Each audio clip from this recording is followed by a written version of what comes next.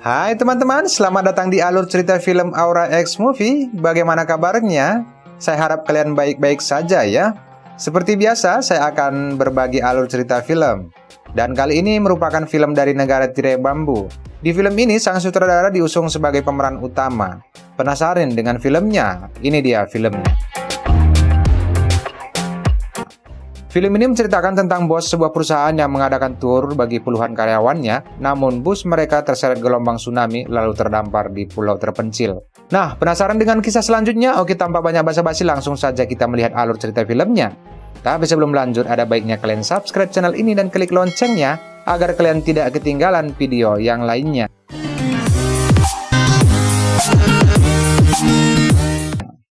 Diawali dengan informasi yang disampaikan oleh NASA bahwa meteor akan jatuh menimpa bumi. Dan menurut para pakar dan ilmuwan di seluruh dunia, seandainya meteor itu sampai jatuh ke laut, itu akan memicu gelombang tsunami setinggi 100 meter yang akan menghantam dan menenggelamkan semua dataran rendah.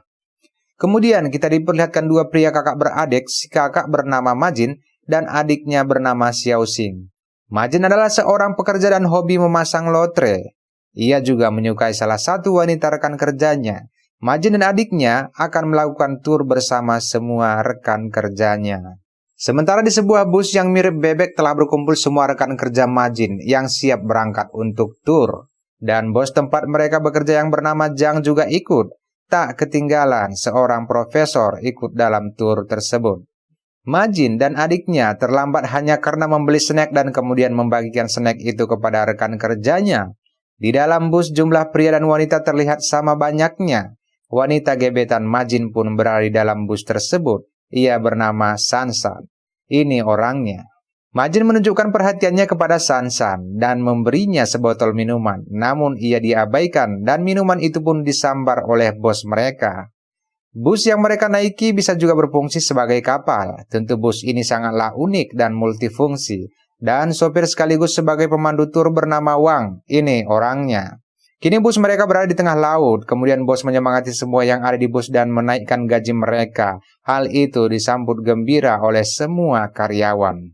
Adapun Majin mendapatkan lotre 60 juta yuan yang terkonfirmasi ke smartphone-nya. Ia sangat senang dan melompat kegirangan lalu menyanyikan sebuah lagu untuk semua rekan kerjanya. Si bos sendiri mengira Majin sebahagia itu karena ia menaikkan gajinya, padahal itu karena Majin memenangkan lotre. Namun rasa bahagia mereka seketika sirna ketika menyaksikan ombak laut yang sangat tinggi yang akan menyebabkan terjadinya tsunami. Bus pun tak bisa menghindari sapuan gelombang. Bus lalu dihantam ombak hingga tenggelam, kemudian bus itu ditabrak oleh ikan paus hingga terseret arus laut.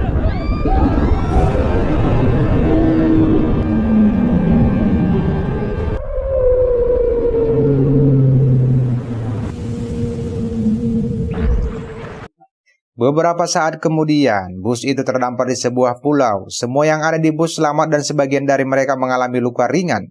Majin segera mencari keberadaan Sansan dan menemukannya dengan kondisi kaki yang terjepit di bebatuan dan dengan segera membantu Sansan.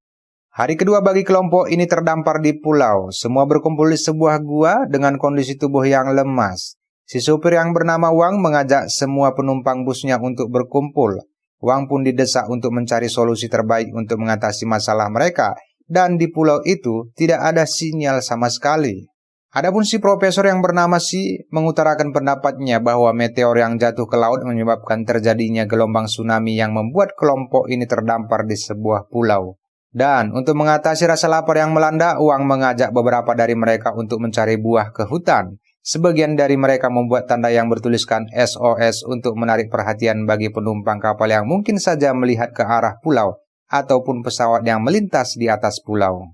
Hari ke-6, Majin dan kawan-kawan mencoba mencari sinyal radio dengan sebuah alat namun itu tak membuahkan hasil, sementara Zhang dan Xiaoxing bermaksud memperbaiki bus, namun bus malah tambah rusak membuat si sopir marah. Perselisihan pun terjadi di antara mereka, di mana Wang yang telah bersusah payah mengambil buah ke hutan untuk mereka makan, namun si bos dan salah satu anak buahnya tidak menghargai usaha Wang yang sudah bersusah payah mengambil buah itu.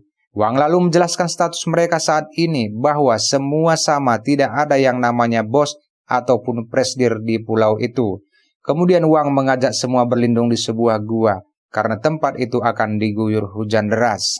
Wang memang bekerja sebagai supir bus, namun urusan tentang bertahan hidup di situasi kepepet yang dialami mereka dialah jagonya. Buah untuk dimakan dan gua tempat berlindung diusahakannya untuk semua. Di dalam gua itu, mereka memutuskan untuk memilih salah satu yang menjadi pemimpin, dan sebagian dari mereka memilih Wang si supir yang menjadi pemimpin. Wang sendiri adalah mantan anggota militer yang memiliki karakter keras dan bisa diandalkan apalagi untuk urusan bertahan hidup di pulau itu. Hari-hari berlalu. Wang yang berkarakter keras yang seolah-olah mengarah ke sifat arogansi memarahi Zhang yang lagi santai sambil menghisap cerutunya. Yang lainnya juga tak luput dari amarahnya karena mereka tidak menemukan sesuatu yang bisa untuk dimakan. Majin dan adiknya juga terkena amukan dari Wang hingga mereka berujung perkelahian, lalu Majin pun diasingkan dari kelompok. Majin mengajak Xiaoxing untuk pergi dari pulau menggunakan rakit, namun San San mengetahui rencana Majin dan mengingatkan Majin bahwa dia bisa mati melewati laut yang luas kalau hanya dengan menggunakan rakit.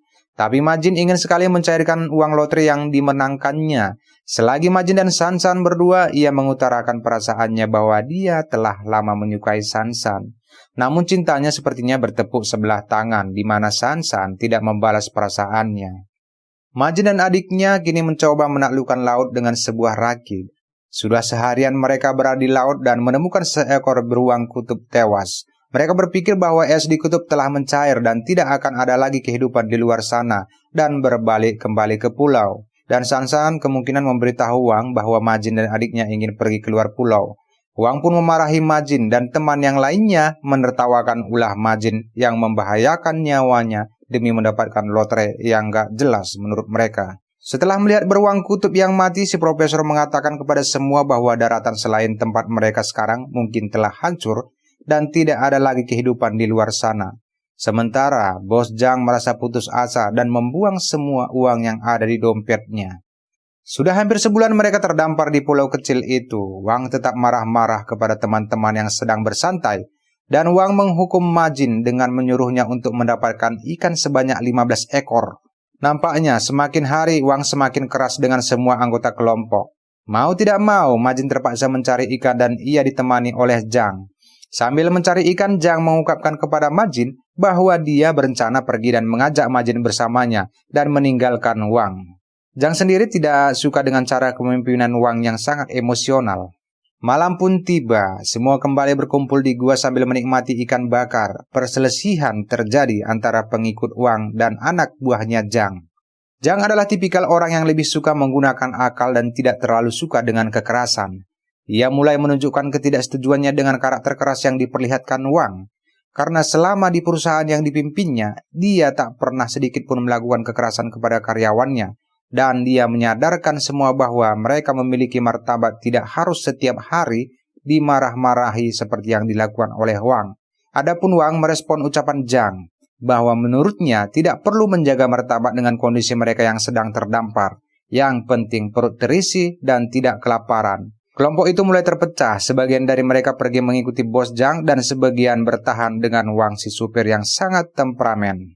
Malam itu, kelompok Zhang pergi meninggalkan kelompok Wang. Majin sendiri bergabung dengan Zhang. Setelah berjalan melewati hutan, mereka kemudian menemukan potongan kapal yang terbelah di dekat pantai. Nampaknya itu adalah bagian kapal pesiar yang terbawa arus laut ke pantai. Tempat itu cukup besar. Mereka juga menemukan minuman botol, bensin, dan jaring yang bisa digunakan untuk menangkap ikan. Dan masih banyak lagi peralatan yang lain yang bisa mereka gunakan untuk bertahan hidup. Tentu hal itu membuat Zhang dan kawan-kawan sangat senang. Esok paginya, tepat hari ke-35 terdampar di pulau, Majin dan Xiaoxing menjala ikan dan mendapatkan ikan yang lumayan banyak. Majin dan adiknya masih tetap membicarakan lotre yang didapatnya dan berjanji akan memberikan sebagian uang lotre kepada Xiaoxing. Setelah menjala ikan, Majin bertemu dengan San San dan beberapa wanita temannya. Ia memberi banyak ikan kepada San San dan kelompoknya. Majin kemudian memberitahu San San bahwa ia dan Zhang menemukan tempat yang bagus dan mengajaknya ke patahan kapal yang mereka temukan. Di kapal itu, San San terlihat senang dan bahagia. Ia mendapatkan baju dan sabun untuk membersihkan diri. Dan itu juga memang salah satu trik yang dilakukan Majin untuk membuat San San lebih dekat dengannya. Tak habis-habisnya Majin berusaha membuat San San senang, tapi mereka dipergoki oleh Zhang. San San yang malu dengan Bos Zhang lalu pergi meninggalkan Majin. Beberapa saat kemudian, Wang bersama kelompoknya menemukan tempat Zhang dan kawan-kawan.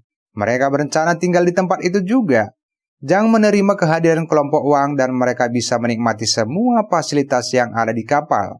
Namun, Zhang adalah seorang pebisnis dan dia segera menerapkan sistem bagi mereka yang mau tinggal di kapal. Dia mengambil kartu poker mengibaratkan itu adalah mata uang yang berlaku di kapal itu. Dan bagi mereka yang memberi ikan dan sayur kepadanya mendapatkan kartu poker. Dan dengan kartu itu mereka bisa menikmati fasilitas kapal. Wang tidak setuju dengan penawaran yang dibuat oleh Zhang. Ia pun mengajak kelompoknya pergi meninggalkan tempat Zhang. Majin dan Xiaoxing pun kemudian memilih meninggalkan Zhang karena sebelumnya Zhang pernah mengatakan kepadanya bahwa ada jalan keluar dari pulau itu. Tapi nyatanya tidak ada sama sekali. Mereka hanya disuruh mencari makanan untuk dinikmati oleh Zhang. Majin tinggal di bangkai kapal kecil bersama Xiaoxing. Hari-hari terus berganti. Tak terasa sudah 60 hari Majin terdampar di pulau bersama teman-temannya. Majin selalu berharap bahwa mereka akan kembali pulang dan masih berharap dapat menikmati uang lotrenya. Sementara di tempatnya Zhang, sistem yang dibangunnya kini mulai berjalan. Ia membuat kartu poker sebagai alat tukar yang berlaku. Dan bagi yang memberi sayur ataupun ikan, ia akan mendapatkan kartu dan bisa menikmati fasilitas kapal tersebut. Suatu hari, Majin dan adiknya kembali menjumpai Zhang, namun mereka dihajar oleh anak buah Zhang dan diusir dari kapal.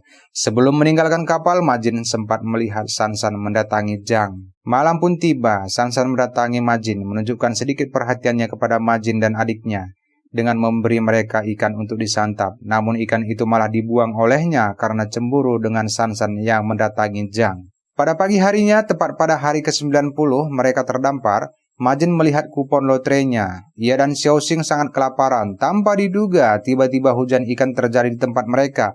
Sungguh suatu berkah bagi Majin dan adiknya mendapat ikan yang begitu banyak. Karena banyaknya ikan itu, Majin dan adiknya menggantung ikan-ikan tersebut di dahan pohon yang terlihat seperti pohon Natal dengan warna-warni ikan yang berkilauan.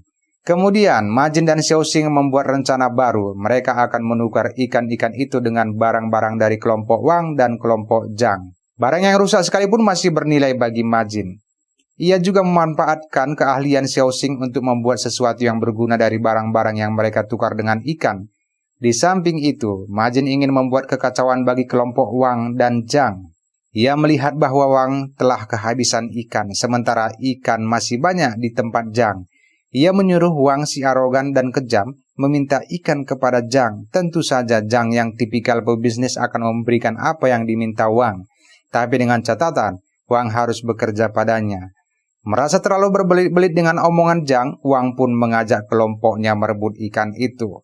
Zhang bersama yang lainnya tidak terima sehingga terjadilah apa yang diinginkan oleh Majin, yaitu perkelahian antara kelompok Wang dan Zhang.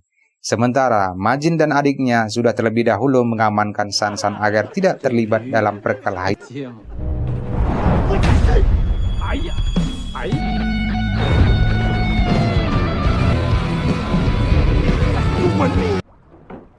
Itu, Majin dan Xiaoxing pun menjadi penonton dalam perkelahian antara kelompok itu.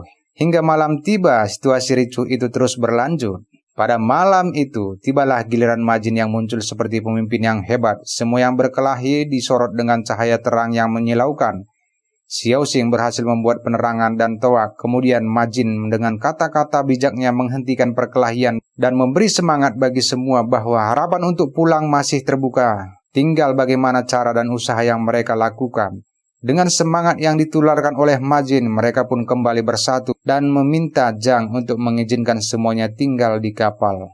Sifat dan karakter baik yang ditujukan oleh Majin kepada semua teman-teman membuat Sansan mulai ada rasa. Hari-hari berikutnya, semua dari mereka terlihat semakin akrab dan bekerja sama dalam melakukan segala sesuatu. Xiaoxing orang yang pintar tapi berada di belakang Majin dan membantu semua rencananya. Memperbaiki barang elektronik yang rusak adalah keahliannya dan ia juga berhasil menghidupkan lampu yang ada di kapal. Mereka kini bisa menonton TV yang ada di kapal tersebut. Suasana di tempat itu kini menjadi terang benderang. Malam harinya, semua larut dengan bersenang-senang dengan berjoget ria di dekat kapal. Rencana Majin berhasil, ia menjadi pemimpin dan menyatukan kembali kelompok yang telah terbelah. Di saat sedang asik berjoget ria, mereka mendengar suara yang aneh dari arah laut. Penasaran dengan suara itu, Majin, Xiaoxing, dan Wang berlari ke tebing dan mencari sumber suara. Betapa senangnya mereka melihat dari kejauhan sebuah kapal pesiar. Walau kapal pesiar jauh dari pulau tempat mereka terdampar, setidaknya mereka menjadi yakin bahwa di luar dari pulau itu, dunia masih baik-baik saja. Wang pun berlari ke sana kemari saking senangnya. Sementara Majin yang sebelumnya mengira dunia luar dari mereka telah hancur, dan kartu lotre yang dimenangkannya telah dibuangnya, hal itu membuatnya sangat kesal. Apalagi jika mereka pulang, kesempatan baginya untuk mendapatkan Sansan tidak akan ada lagi. Maka tercetuslah ide gila dari Xiao Xing, yaitu membuat kebohongan dengan mengatakan kepada semua teman-teman bahwa Wang sakit jiwa. Mereka kembali ke kelompok dengan cerita bohong yang dibuat Xiao Xing. Ia menuduh Wang menjadi gila dan menjelaskan hal itu kepada semua anggota kelompok, di mana Wang selalu berteriak tentang kapal dan berlari tanpa arah lalu tertawa tidak jelas. Cerita Xiao Xing itu pun diperkuat oleh Majin sehingga semua menjadi percaya atas kebohongan yang mereka ciptakan. Sial bagi Wang, dia pun muncul. Kelakuannya persis sama seperti yang dibilang Xiao Xing kepada teman-teman. Hal itu membuat satu kelompok itu menjadi takut dengan kelakuan Wang. Wang yang terlihat senang karena melihat kapal itu mengungkapkan hal itu kepada semua teman-teman, namun tidak ada yang percaya kepadanya. Mereka kini menganggap Wang benar-benar gila. Kemudian Xiao Xing menyetrumnya hingga Wang pingsan, lalu memperingati teman-teman yang lainnya agar tidak pergi ke gunung atau ke tebing di malam hari, karena itu berbahaya bagi mereka. Malam itu, Majin dan Sansan semakin dekat dan Sansan mulai membuka hatinya untuk Majin. Pagi pun tiba, Wang terlihat dikerjai oleh teman-teman yang lain, sementara Xiao Xing sadar sepenuhnya bahwa kebohongan ini akan terungkap, tapi mereka ingin tetap pegang kendali walaupun kapal itu benar-benar datang dan membawa mereka pulang. Ia tidak ingin pulang dan hidup dalam kemiskinan. Xiao Xing pun membuat rencana dengan mengusik ketenangan Zhang dan merebut kekayaannya. Ia menunjukkan video Putri Zhang yang ada di HP-nya, yang sekarang HP menjadi milik Xiao Xing, dan mengancam menghapus video itu. Karena rindu yang mendalam kepada putrinya, Zhang rela menukar hal itu dengan kekayaannya. Xiao Xing lalu memaksanya membuat perjanjian tertulis dan membuat video pengakuan Zhang bahwa harta itu dialihkan ke tangan Xiao Xing, termasuk real estate dan perusahaannya. Hal itu mendapat pertentangan dari Majin. Kelakuan Xiao Xing benar-benar di luar nalarnya dan tak menyangka adiknya melakukan hal gila semacam itu. Xiao Xing merebut semua kekayaan Zhang dan ia menganggap itu adalah jackpot pengganti lotre kakaknya yang telah hilang. Dan jika kapal benar-benar datang, Xiao Xing ingin agar ia dan Majin yang pulang. Ketika Majin sendiri, tiba-tiba teman-teman yang lainnya menutup kepalanya dengan kain dan membawanya kepada Sansan. Lantas Sansan kemudian mengungkapkan cintanya kepada Majin di depan semua teman-temannya. Majin tertegun dan senang, tapi ia ingat mereka telah merancang sebuah kebohongan dengan Xiao Xing. Tiba-tiba ia mengungkapkan bahwa sebenarnya kapal itu ada dan selama ini mereka berbohong. Kemudian Majin meminta Wang untuk mengatakan bahwa mereka benar-benar melihat kapal. Namun Wang menyangkal hal itu. Wang melakukan hal yang sama kepada Majin sehingga teman yang lainnya menganggap Majin yang sekarang menjadi gila dan menyuruhnya menjauh dari mereka. Tapi lain halnya dengan Sansan, ia tetap percaya kepada Majin bahwa ia bukan gila dan kapal yang dilihat mereka di laut benar adanya. Kemudian Wang bertemu dengan Majin. Mereka berencana membakar patahan kapal karena menurut Majin itu akan menarik perhatian kapal pesiar yang sedang berlayar di malam hari dan kapal itu akan membawa mereka pulang. Hari ke-144 mereka terdampar. Majin dan Wang membuat drama untuk menghibur teman-temannya, lalu menyuruh mereka minum sepuasnya dengan ditraktir oleh Xiao Xing. Saat Majin dan Xiao Xing menghibur semua teman-teman, Wang mulai beraksi menumpahkan bahan bakar di kapal dan mulai menghidupkan mancis. Namun mancisnya tak kunjung hidup. Sementara hiburan berubah menjadi perdebatan karena Sansan menuduh Xiao Xing membuat kebohongan dalam kelompok. Namun Xiao Xing menginginkan hal itu terjadi dan perdebatan kembali terjadi antara Majin dan Xiao Xing. Seketika Majin mengungkapkan kepada semua bahwa kapal akan segera datang untuk menjemput mereka. Ia lalu mengambil obor dan ingin melempar ke arah kapal rusak yang mereka tempati. Tapi teman-temannya menahannya. Wang datang dan menyambar obor dan melempar ke kapal. Namun api tidak sampai ke kapal. Obor tepat jatuh di depan Sansan. Ia yang percaya dengan Majin mengikuti arahan Majin melempar obor ke kapal. Namun obornya jatuh ke air dan padam. Majin kemudian merebut buku yang ada pada Xiao Xing yang berisi surat peralihan kekayaan Zhang kepada Xiao Xing. Sementara itu, Zhang yang tadinya santai di kamar keluar dengan menghisap cerutunya. Mereka yang melihatnya pun panik. Majin lalu mengambil inisiatif yaitu menyetrum Zhang dan cerutunya pun jatuh ke tumpahan bensin hingga kapal itu terbakar. Tapi Zhang selamat. Kemudian Majin melempar buku Xiaoxing ke kobaran api membuatnya teriak histeris. Dan hilanglah lotre yang diimpikan Xiaoxing. Harapannya menjadi orang kaya setelah pulang dari pulau itu pun sirna. Kapal itu pun meledak. Teman-teman lainnya pun kemudian memburu Majin ingin menghabisinya, akan tetapi ia melarikan diri ke arah tebing dan jatuh ke laut.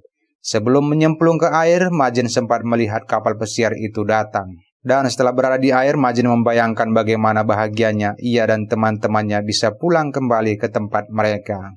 Pagi pun tiba, Majin terdampar di pantai dan melihat bangkai kapal yang telah hangus terbakar. Semua teman-temannya kini telah pulang, namun dia merasa bahagia melihat Sansan, di mana Sansan tidak ikut pulang bersama teman yang lainnya hanya karena dia ingin bersama Majin. Sansan menunjukkan kepada Majin bahwa ia orang yang setia. Di ujung film, Zhang tetap menjalankan perusahaannya dan tetap memiliki sebuah kekayaannya. Sedangkan Xiaoxing menderita sakit jiwa karena kehilangan sebuah lotre impiannya. Majin sendiri masih sah memenangkan lotre sebesar 60 juta yuan. Dan hubungan asmaranya dengan Sansan berjalan lancar. Sementara Wang sukses menjadi pemandu tur. Film pun berakhir tamat. Oke teman-teman, itulah alur cerita film kali ini. Semoga bisa menghibur. Terima kasih telah mampir. Jangan lupa subscribe channel ini dan klik loncengnya agar kalian tidak ketinggalan video yang lainnya. Semoga hari kalian selalu menyenangkan dan sampai bertemu di video berikutnya.